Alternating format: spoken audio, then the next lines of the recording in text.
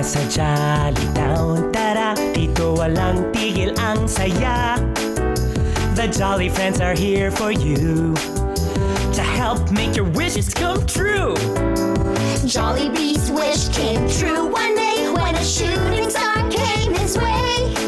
Into the well it fell, and then there appeared four new friends. Anyong! Ang high-tech na kaibigan!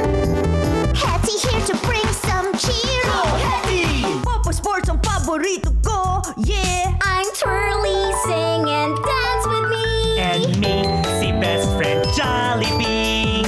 Come to Jolly Town and play. The Jolly Friends, hip hip hooray. Come to Jolly Town and play. The Jolly Friends, hip hip hooray.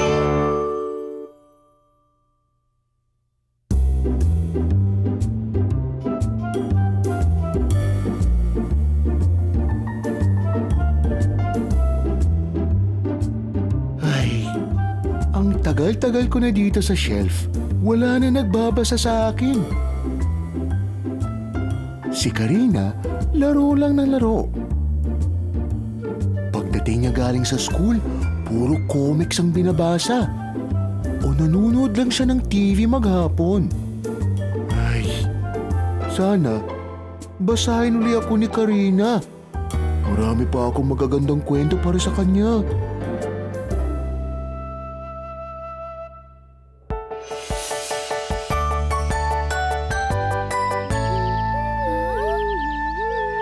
Hi, Jollibee! Hi, Hetty!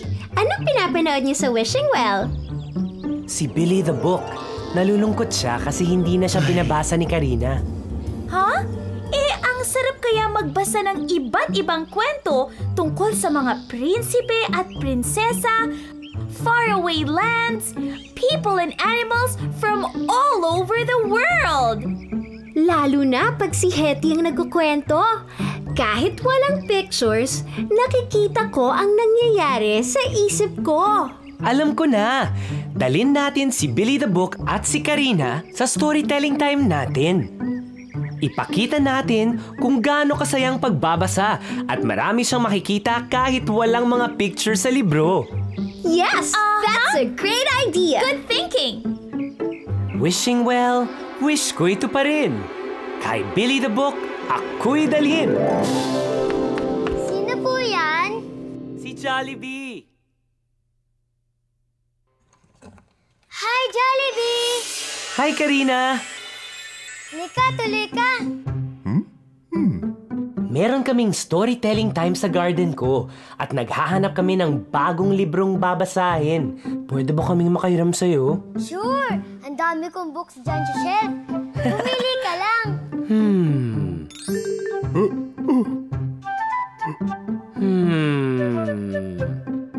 Ito! Pwede ba to? Ang luma na yan, tsaka wala pang mga pictures yan. Hindi maganda yan. Jollibee, hindi ba? Maganda rin naman ang mga librong walang pictures katulad ko. Minsan, ang mga librong walang larawan mas gusto kong basahin. Kasi ako ang gumagawa ng iba't ibang larawan sa aking isipan. Ha? Paano yun? Tuturuan kita. Gusto mo bang sumali sa storytelling? Oo, gusto ko sumali. Looks like your door is showing us a shortcut. Tara!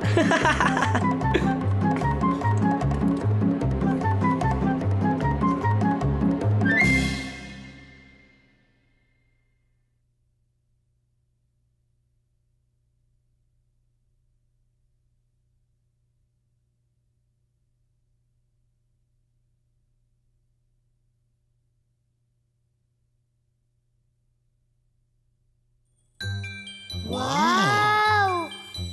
Hi, Karina! Welcome to my home! Hetty, Hello, ang Hetty. ganda-ganda naman ang bahay mo. Mahilig ka pala sa mga books? Aha! Pwede patingin? Sure!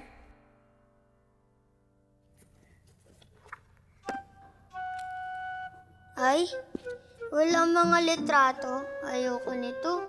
Ha? Bakit naman? Magandang mga kwento nito. Ayaw mong basahin? Ay nako, Jollibee. Hindi na ako babasahin ni Karina kahit kailan. Karina, kapag walang larawan ng libro, ginagamit ang imagination. Imagination? Ano yun? Yan ang kapangyarihan nating gumawa ng iba't ibang larawan, tauhan at lugar sa ating isipan. Kapag nagbabasa kami ng libro, kung saan-saan kami nakakarating, kahit hindi kami umalis sa aming upuan. At higit pa ang kulay at ganda sa mga larawang pwede mong makita sa libro. Turuan niyo ako, please! Halika sa labas, magsisimula na! Halika! Hi guys! Hi, Karina! Halika dito sa tabi ko. Ito yung best seat. Malapit kay storyteller Hetty. Thank you! Here you go, Hetty. Eto na yung pinahiram sa ating libro ni Karina. Thank you very much, Karina! Mukhang maraming magagandang kwento rito. Ano kaya ang babasahin ko? Yung tungkol sa sports! Alam ko na! Tungkol sa machines! Gusto ko tungkol sa mga princess! Alam ko na! Ako ang pipili para sa inyong lahat! Aha! Ito ang babasahin natin. Ang prinsesa at ang dragon. Yes! Ngayong araw na ito, pupunta tayo sa isang malayong kaharian. Isang araw, may isang prinsesa. Hetty! Ako yun! Ay, sorry. Excited lang. Isang araw, may isang kaharian sa gitna ng dalawang kwadradong bundok sa ilalim ng berdeng langit. Really? Meron bang berdeng langit? Tsaka kwadradong bundok? Well, sa imagination ko, meron. Ito ang kaharian ng Sonrisa. Masayang-masaya sa Sonrisa. Ang mabait na hari at ang kanyang mga kapatid na prinsesa ay mahusay mamuno at iginagalang ng mga mamamayan ng kaharian. Mahal na hari ng Sonrisa! Mga mamamayan ng Sonrisa! Ikinagagalak kong ipakilala sina Prinsesa Amor! Magandang araw! Prinsesa Paz! Hello, good people. At ang mahal nating prinsesa na nagdiriwang ng ika-10 niyang kaarawan ngayon, si Prinsesa Alegria!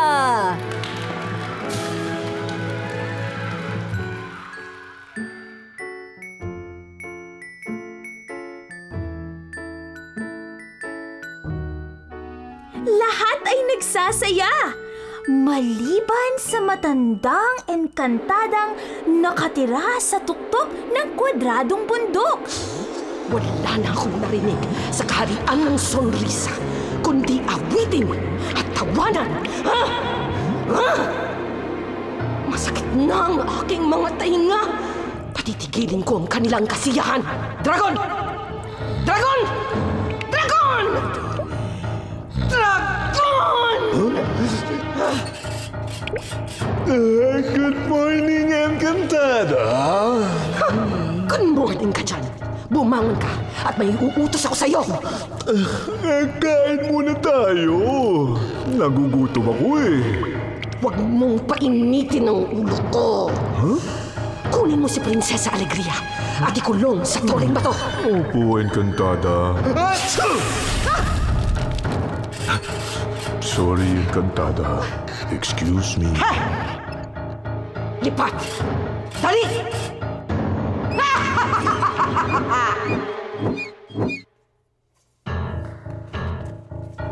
Anong klaseng nipon niya? Hindi yan ibon! Dragon yan! Oh no! Lumipad ang dragon at dinagit natin si Prinsesa Alegria. Dinala niya ang prinsesa sa ibabaw ng bundok at ikinulong sa mataas na toreng walang pintuan.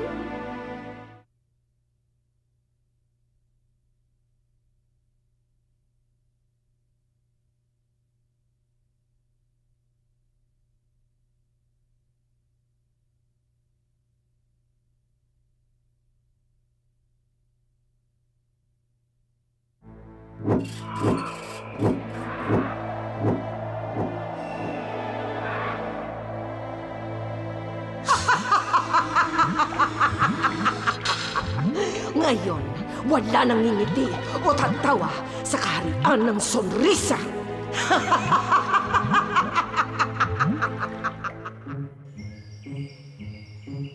Hindi malaman ng hari at ng mga prinsesa ang kanilang gagawin. My sister must be saved from the dragon's perilous claws and fiery breath. Who will save her? Who? Tut-tut-tut, tut-tut-tut. Mga kamahalan, si Prinsipe Makisig mula sa kaharian ng Amistad! May isang prinsipeng napadaan sa kaharian ng Sonrisa habang naglalakbay papauwi. Nalaman niya ang nangyari kay Prinsesa Alegria, kaya nagtungo siya sa Sonrisa upang tumulong. Binabati ko kayo, hari at mga prinsesa ng Sonrisa. Ako si Prinsipe Makisig ng Kahariang Amistad. Nais ko pong sagipin ang Prinsesa Alegria kung papayagan ninyo. Maraming salamat. Tinatanggap namin ang iyong pagtulong. Teka lang. Hindi ka ba natatakot sa dragon? Maraming dragon na ang aking hinarap. Hindi po ako natatakot. Matapang na prinsipe, sana ay magtagumpay ka. May kailangan ka pa ba para sa iyong misyon?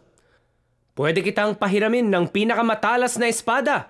Papagawan din kita ng fireproof na armor para pag bumuga ng apoy ang dragon. Salamat, pero hindi ko po kailangan ng mga yon. Kung maaari po, ay hihingi lang ako ng isang mansanas. Mansanas? Siguro para hindi siya magutom habang naglalakbay papunta sa toreng bato. Tingin niyo. Oo nga! Pabaunan na lang natin siya ng maraming mansanas. Prinsesa Paz, pakibigyan si Prinsipe Makisig ng maraming mansanas. Yes, King Jollibee! Salamat! Mahal na hari at mga prinsesa, pupuntahan ko na ang Prinsesa Alegria. Good luck, Prinsipe Makisig! Please save my sister! Ingat! Naglakbay ang prinsipe sa mabatong daan patungo sa tuktok ng kwadradong bundok kung nasaan ang tore na binabantayan ng dragon. Saklala! Tulungan niyo ako!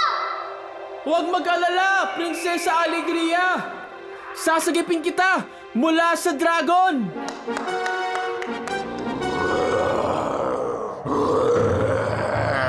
Hello, dragon! May regalo ako para sa'yo! Huh? Regalo? Mansanas! Paborito ko ito. Ikaw pa lang ang nagbibigay sa akin ng regalo. Maraming salamat. Sarap. Mansanas. Dragon, pwede mo bang tulungan bumaba ang prinsesa mula sa tore? Siyempre, para sa'yo, kaibigan.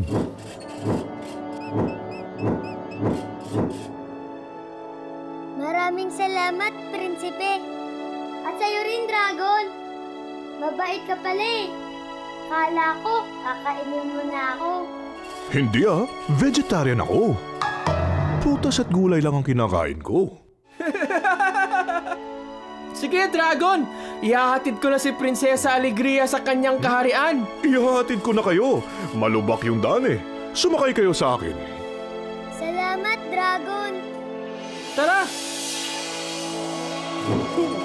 Ho, ho, ho, ho.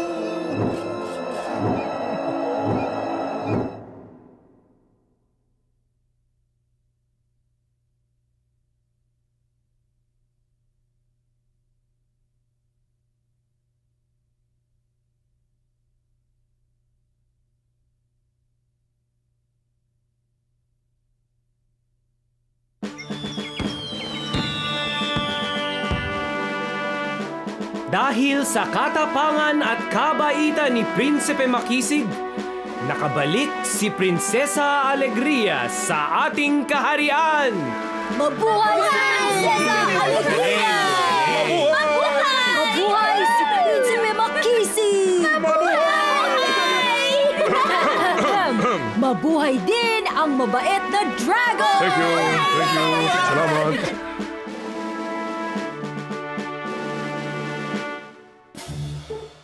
Nagdiwang ang kaharian ng Sonrisa. Ngunit hindi pa nagtatagal ang kasiyahan, biglang dumating ang Encantada! Dragon! Ano ang ibig sabihin nito? Dahil sa pagsubay mo sa akin, parurusahan kita.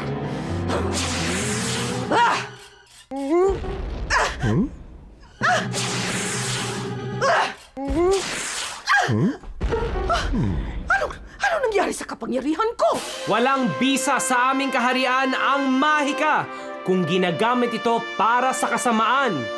Dahil dito sa Sonrisa, pag-ibig, pagkakaibigan, kabutihan ang naghahari.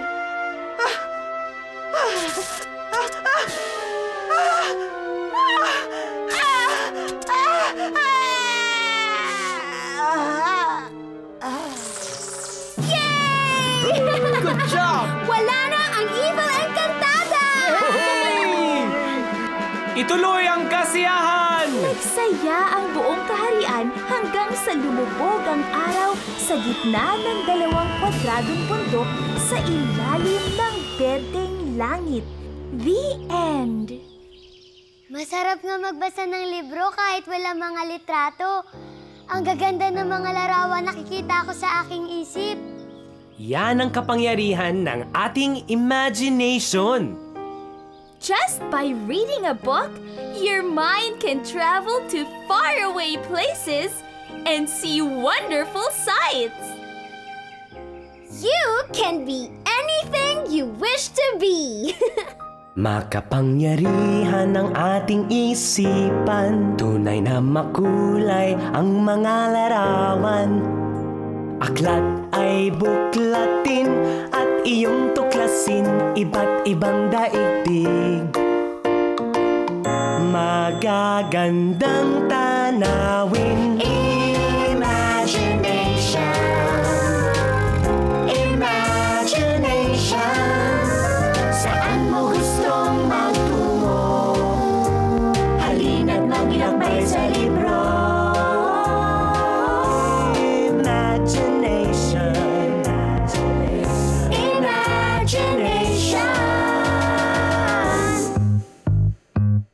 Sa ibabaw ng ulap ay may palasyo. Umaawit ang mga puno at bato.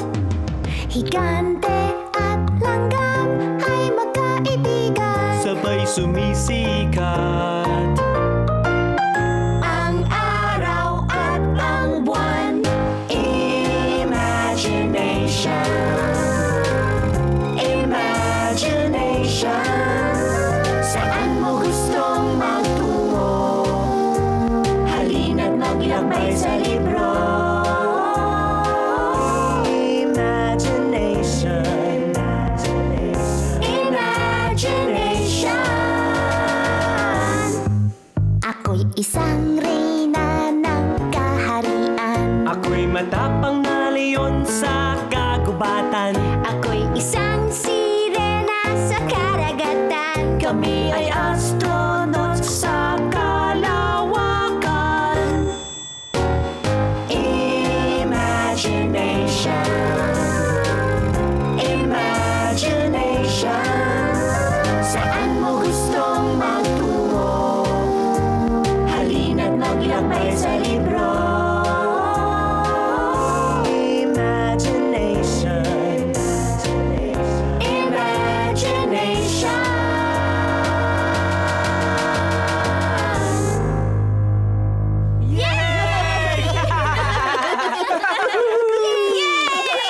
Mula ngayon, magbabasa na ako ng mas maraming libro para mas marami akong mapuntahan at iba't ibang mundo na rin ang aking mararating.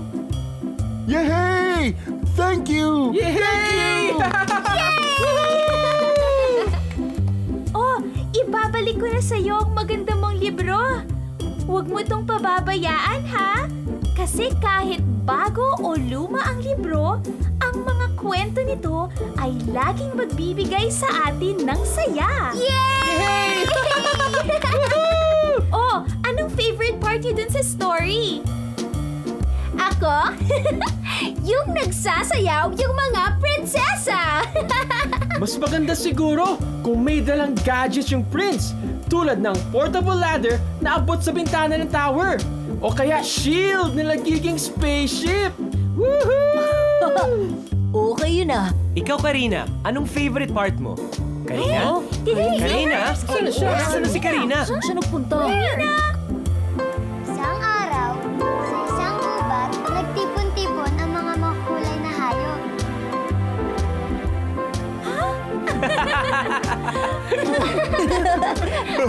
Salamat!